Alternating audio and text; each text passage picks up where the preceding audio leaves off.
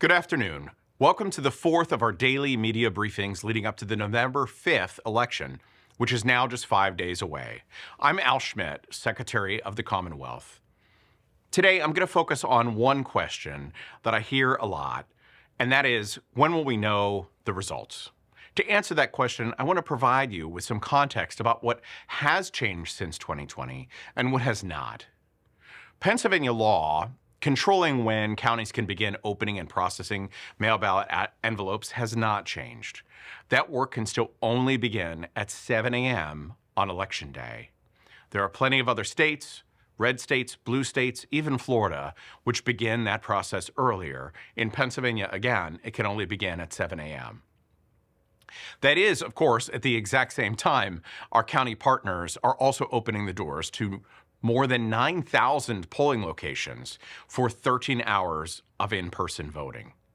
The opening and processing of mail ballots, known as pre-canvassing or pre-processing, involves a lengthy series of steps. The clerks or the election officials review the outer declaration envelope to ensure that it is signed and dated within time in which the voter could have cast that ballot. They have to open the outer declaration envelope, extract the secrecy envelope. They have to open the secrecy envelope and extract the ballot. Then they have to flatten, or what's called backbending, the ballot before the actual tabulation of the results takes place. It's a lengthy assembly line.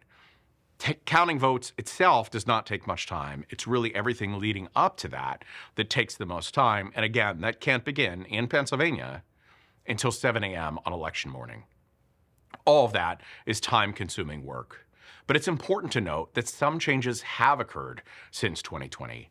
First, counties have had access to about $45 million in election integrity grant funding made available every year to them since 2022. Some have used that money to purchase equipment to expedite mail ballot envelope sorting and opening.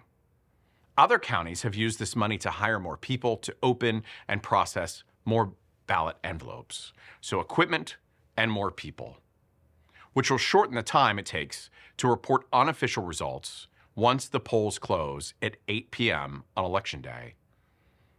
County officials also now have more experience handling and processing mail ballots. In 2020, during the peak COVID environment, about 40% of Pennsylvanians voted by the newly available no-excuse mail ballot voting method. That resulted in 2.7 million ballots being cast statewide as county officials were employing new processes and procedures for securely recording votes cast during that period using that new method. Now, 4 years later, county officials have handled 8 elections that include large percentages of votes being cast by mail ballot, so they have the benefit of experience to help guide them. In addition, our data shows that fewer voters, so far about 2.2 million, requested mail ballots this year compared to 2020. So, new equipment, more people, more experience, and fewer votes to count. And finally, the last change I want to highlight, and I feel like this has been fairly underreported, that occurred since 2020, is the requirement for counties to report by midnight on election night the remaining number of ballots they have to count, or the total number that they received, and you can see how many they counted, you can see how many they have yet to count. In 2020, there was no similar mechanism to report the universe of mail ballots that still needed to be counted.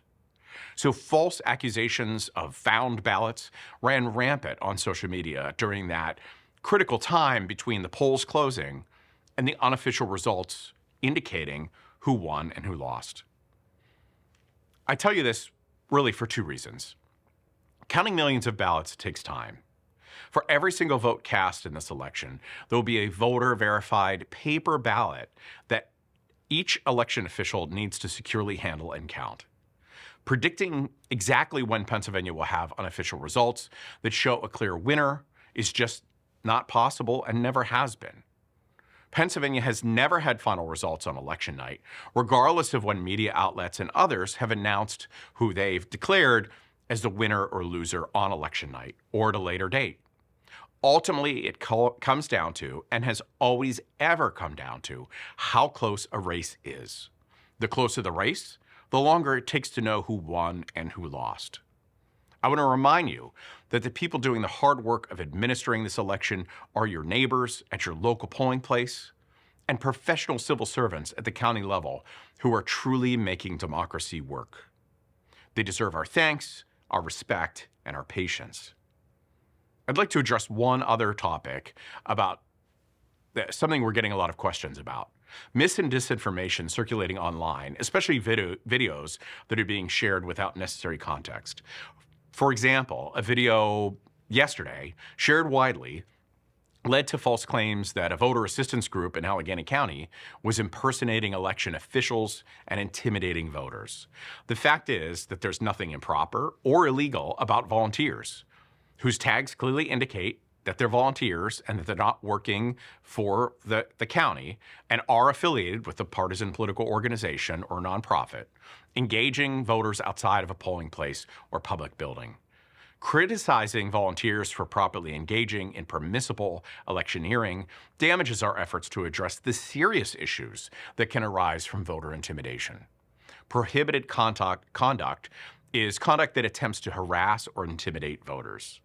There's no indication that, in this case, this incident involved voter intimidation at all. Voter intimidation is a crime. True instances should be reported to law enforcement, not irresponsibly shared online. Another video shared widely yesterday that I saw showed an acting postmaster himself bringing mail ballots to the Northampton County Election Office, literally just delivering the mail. That video led to false allegations of ballot harvesting. Thank you for your time today. We appreciate the media's effort to get accurate election information to the public. I'll be back tomorrow at 1 p.m. for our next media briefing to answer your questions.